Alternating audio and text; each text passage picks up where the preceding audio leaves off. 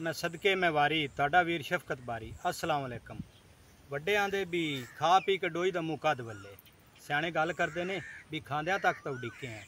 भगवंत मान दी ना कच्छ ते हेठ एक निक्का जिहा बंदा खलोता है। की चवल मारी खलोता है ये तुहानू मैं दसना।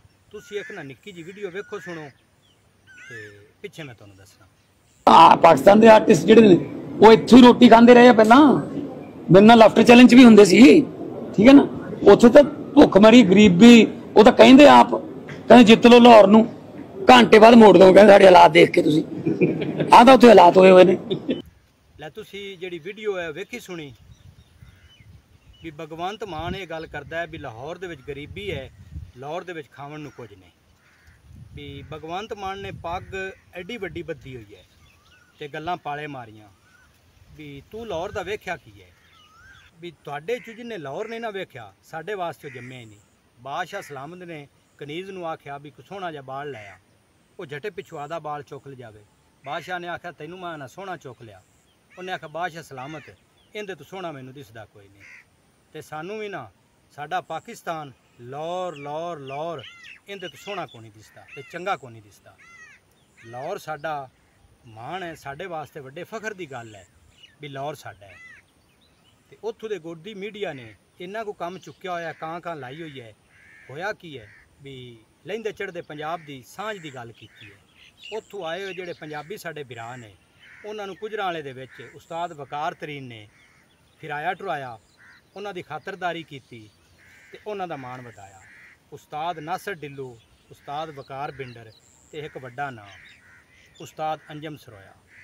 उस्ताद जी तुसी मेरी गल दा गुस्सा ना करिया जे भी तुसी आडी गवाडी वेखो, कोई भुखा है तो उन्होंने रोटी खवाओ, किसी गवाडी की इमदाद करो, लै खा लेना धोखा। हूँ जड़ा एडा को निक्के कद दा भगवंत मान की कच्छ दे हेठ खलो के एडे एडे चौड़े दंद कड्डी जाता है। वो जदों आया सी ना वो त्रेड़ू नंगा, उत्थे उस्ताद अंजम सरोए ने उन्होंने एक ना वड्डे खाने वाला पट्टू लै दिता। वो बन के त्रेड़ ते उत्थे डेरे ते भज्या फिरिया। लै वो उत्थे दस नहीं सकदा भी असी जदों डिकार लैने हैं साडे अंदरों मकई दियां रोटियां, सरों दा साग, मक्खन दे एडे एडे पेड़े, लस्सियां, दुध उनका स्वाद आउंदा है। पर सच्ची करे केड़ा।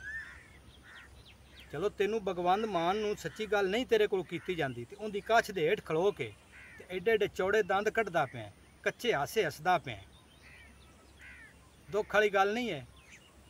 कुत्ते नूं चार दे बंदा रोटी पावे चाहना वो साइयां ते नहीं भौंकदा। वो भौंकण तो गल मैनूं चेते आई, पंजाबी साडी माँ बोली दे एक शायर रहमान दौड़ा तो वड्डा सारा पर उन्हें निचोड़ काढ़ छड्डिया। अफसोस रहमान उन्हां कुत्तियां ते जिहड़े साइयां नूं भी वढ लैंदे ने। भैड़िया तू तो बंदा है, उत्थे खड़ो के एडे एडे दंद कढ़ के कच्चे हासे हसना है। नहीं ना तेरे कोल सच्ची गल हुई भी उत्थे गया पंजाबियों ने तुहाडी की खातरदारियां कीतियां, उस्ताद अंजम सरोए ने तुहानू की तुहाडा मान वधाया। पर सियाणे गल करते ने बई नस्लां जोर विखांदियां ने जदां उखड़ी गत छड़ी मन। नस्ली ते कुनस्ली बंदे दियां दो जातां हुंदियां ने। ये हुण तेरे वास्ते ही बद नस्ला बंदा कदी वफा नहीं करता, बद नस्ला बंदा कदी वफा नहीं करता, निक्के वड्डे दा हया नहीं करता। हाय शफकत बारी दुख तो मैनू इस गल दा है पलूते देंदा है पर दुआ नहीं करता।